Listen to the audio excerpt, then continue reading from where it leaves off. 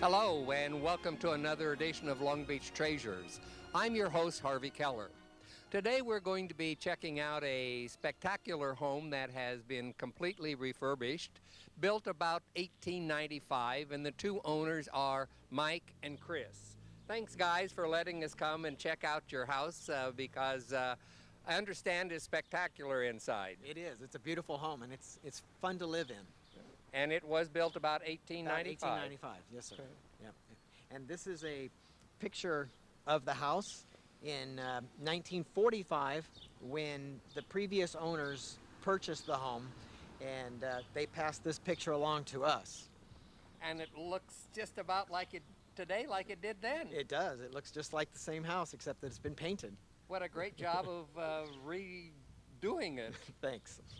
And Chris, you picked out the colors? Definitely. It took a long time for me to pick up the color. Well, let's go on in and see what all you've accomplished. Terrific. Let's go.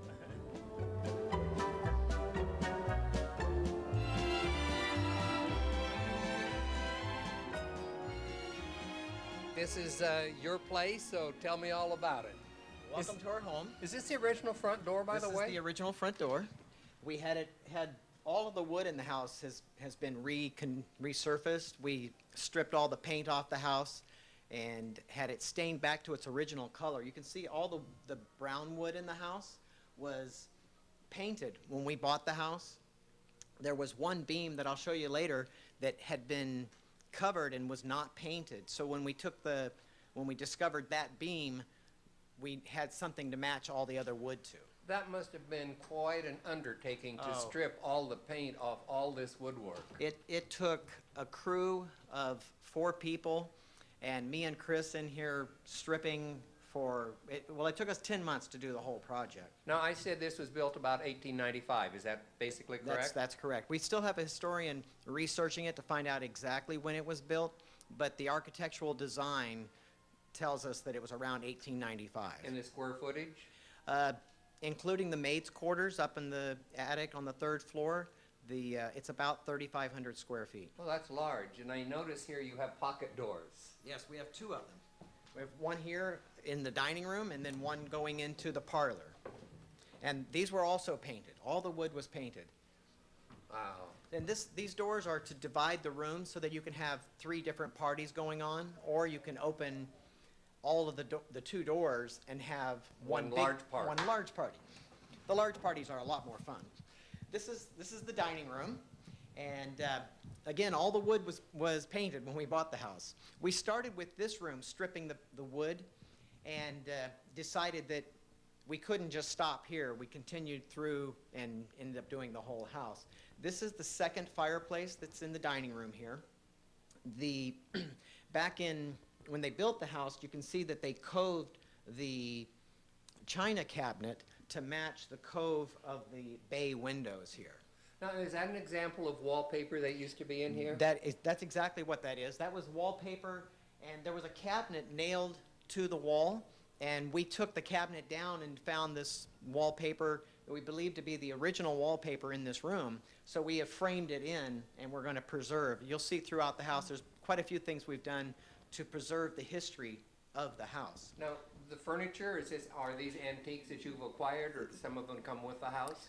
The dining room set is just a set that we have, but you'll see in the living room, a lot of the furniture we purchased from the previous owners, and she had lived here for 65 years. She moved in with her mom and dad in 1945. We're going to go this way, but before we do, I want to show you the painting here over the fireplace.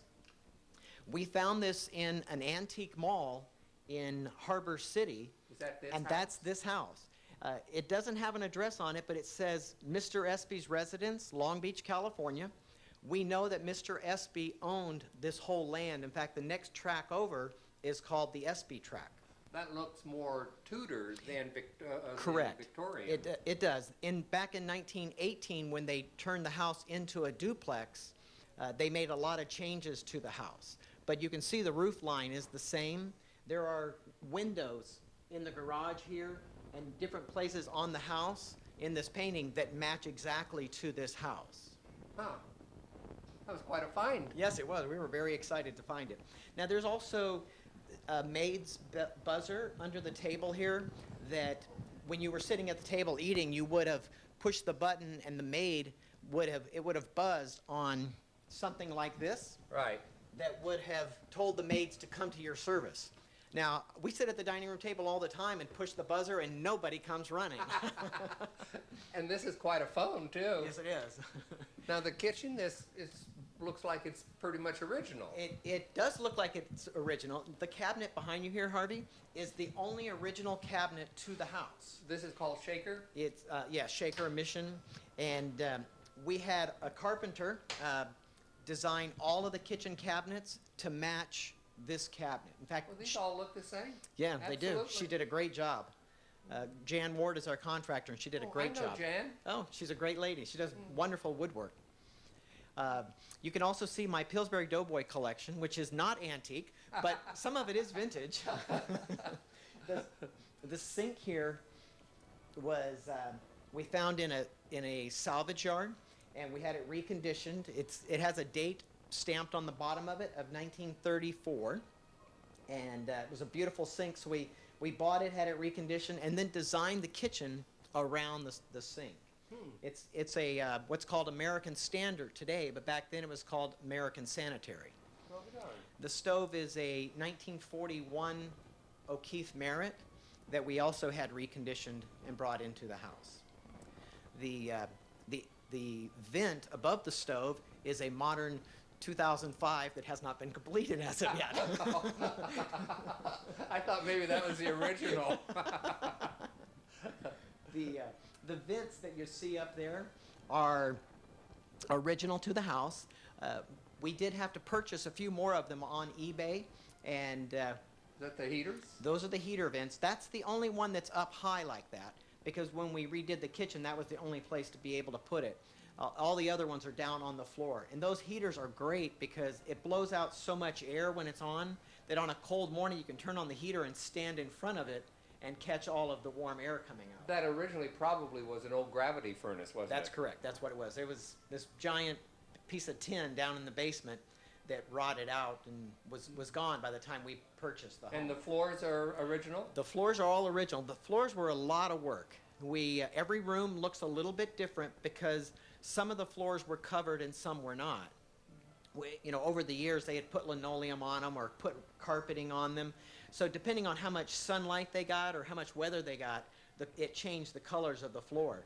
But we're very proud of the floors. They're beautiful throughout the whole house. I know there are a lot of rooms and I don't want to miss any of them, so let's keep going. Let's go this way. Oh, okay. This is we're not going to go into the basement, but I'm going to let you see down in there. And Oh, you have quite a large basement. yes, sir. Wow. And then you don't want to miss the electrical that's Oh, that's above. the old electrical. That was the original electric when we purchased top, the home. What's it? Knob and tube. Knob and tube. Yes. Now, you couldn't have turned on all the blow dryers with that electrical system. So we've put in a new system, but we kept that one to preserve the age and to show the history of the home. This room, these two rooms used to be the butler's pantry, and we've turned it into a laundry room and a bathroom. And you'll see the lamps right here, Harvey, or the chandelier. Gas and electric. The one that's going up is for gas, and the one pointing down is for electric. So back then they had gas and electric running through the same pipe. They have those at the Bembridge house. Yes.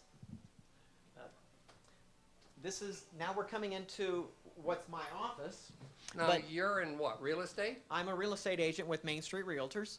I've been doing real estate for about 20 years now.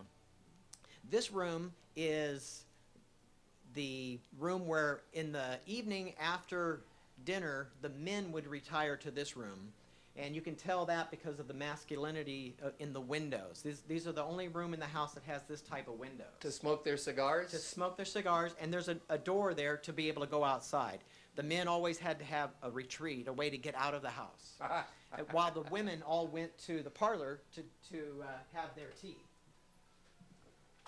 And this was considered the parlor? This is the living room. Oh, okay. This beam up here was the only beam in the house that had not been painted.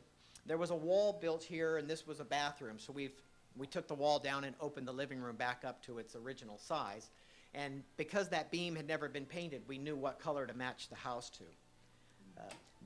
We put these doors back in, leading out into the patio area. We did not have the original doors, but there were doors here originally, so we were able to find some doors that fit. Before we go on, I want to run over here for just a second because I see Harvey Lockridge, Yes. and I want to point out that Harvey Lockridge lived in this Yes. house up on the second floor, and he was the one who did the insurance exchange building. And that's what that is, the insurance exchange building. That's what we call it today. When Harvey Lockridge designed it, it was actually called the Boys Shop. And that's the original drawing? No, that's another building just around the corner, and that building is no longer there. It was a shopping center that Harvey designed for Wilson Patton, who owned this house at the time that it was turned into a duplex. Now, Harvey Lockridge lived in this house for 29 years, which was the prime. He lived here in the prime of his architectural work. So most of the downtown area that he built, he dreamt about in this home and then went down there and designed it. So we like to think that he dreamt about Long Beach at night when he was Maybe asleep. I should say I was named after him, huh? Yeah, that would be a good idea. Now, up here, you can't miss these. This is a picture of me when I was a baby, and this is a picture of Chris when he was a baby. This is the second fireplace that's in the house, and we have a fire screen to help protect the women, because back in the day, the women's makeup had a lot of wax in it. So they had to have a fire screen to protect them from the direct heat, otherwise their face would melt. And then a lot of these tables and the couches we purchased from the previous owner that had lived here for 65 years. Now, is this the tea room? This is the parlor, yes. This is where the women would drink their tea and play their music. And that's what we use it for. Although I don't play the piano, but Chris does a very good job of it. On this, don't you just have to push the pedals? That's what you do, except that there's some pedals that are a little old, so they don't quite work. But the piano part itself, as long as you have fingers that know how to do the walking, it'll do the talking for you. This is a phonograph that we bought from the previous owner. She collected records, and you see here that they're all, how to make this thing see that. She has all the records in here. And then down on the bottom, she kept records. She kept records of all the records that she purchased and how much she paid for them. 25 cents, 15 cents. There's some in here for a nickel. But she has a record of everything that she's, all the records that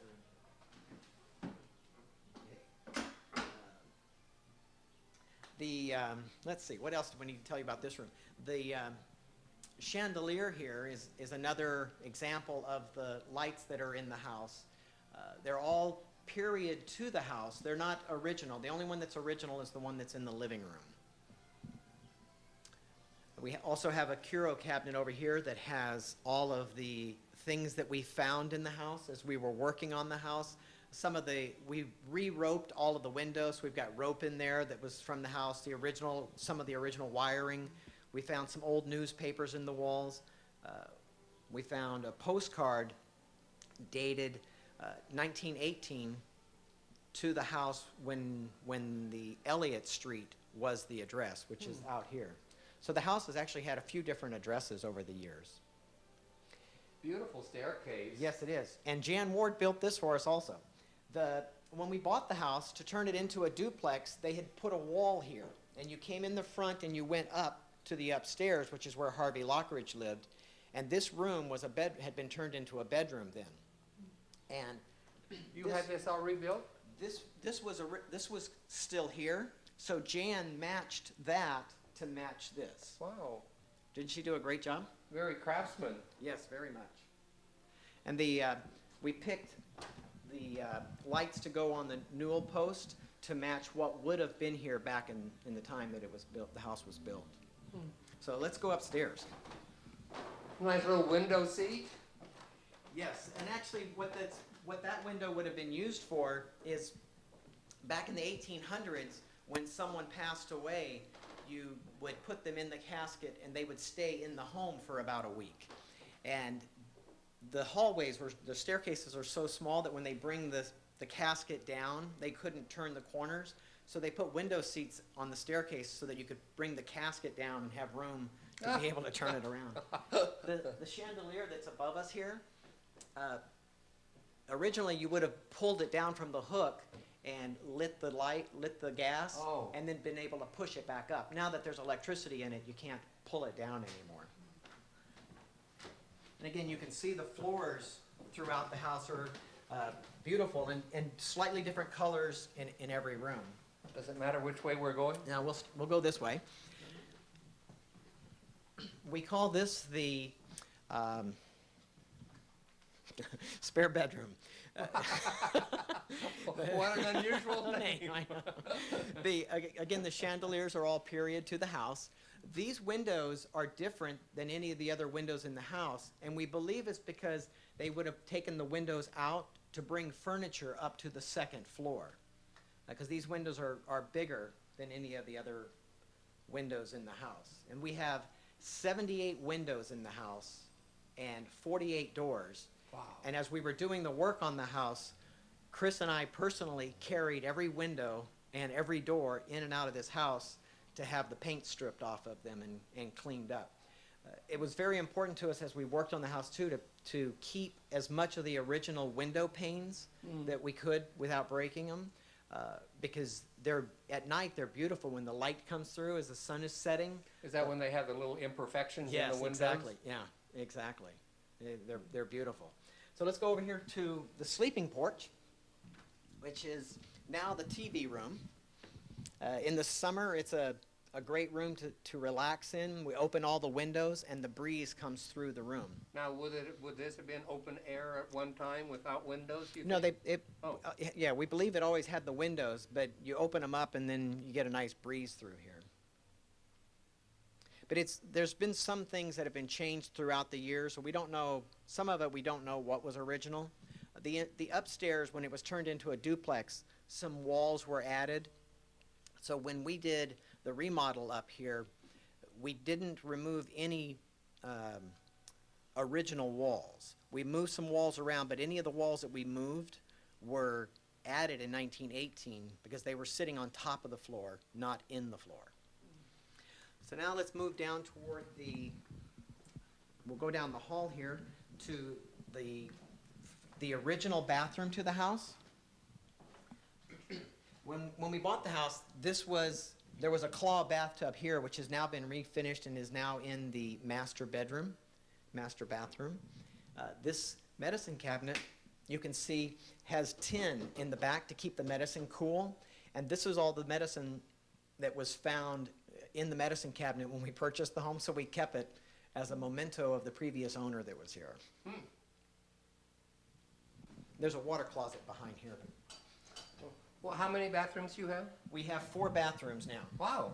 This is we won't go up there, but this is the staircase to the maid's quarters.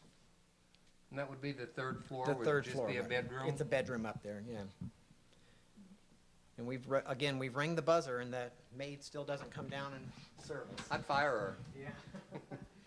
This is the kitchenette. The house is so big that we decided when we were doing the restoration that we would keep this as a kitchen so that at night, instead of having to walk all the way downstairs to get a drink of water, we would be able to get a drink of water up here. And we've put a 1936 stove up here. Does it work? It does. We had it refinished so that we can't bake anything in it, but we can heat water on the top. And that's a crawl space? No, that's just a cabinet to be able to put food. Oh, right, okay. Okay, and again, one of the chandeliers that is gas and electric. Well, you had to buy a lot of chandeliers, didn't you? We did, and Chris did a really good job of finding them on the internet through eBay, of finding chandeliers that were period to the house, and then we hired someone to rewire them and get rid of the gas. Now, we call this the Lockridge Suite because this would have been Harvey Lockridge's office when he lived in the house. So this is where he did all of his designing. This is a very unique room. The windows here, I'm going to go over and open the windows.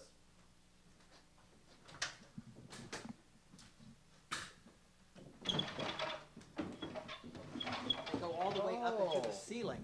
We call them suicide windows because you could jump out now, but we would ask you not to do that, though. That's an unusual window opening, isn't Yeah, it? everyone that's come to see it, and we've had quite a few historians come into the house, they said they have never seen windows that open quite that way. Huh. And the chandeliers here are the lamps. I think they call them hurricane lamps.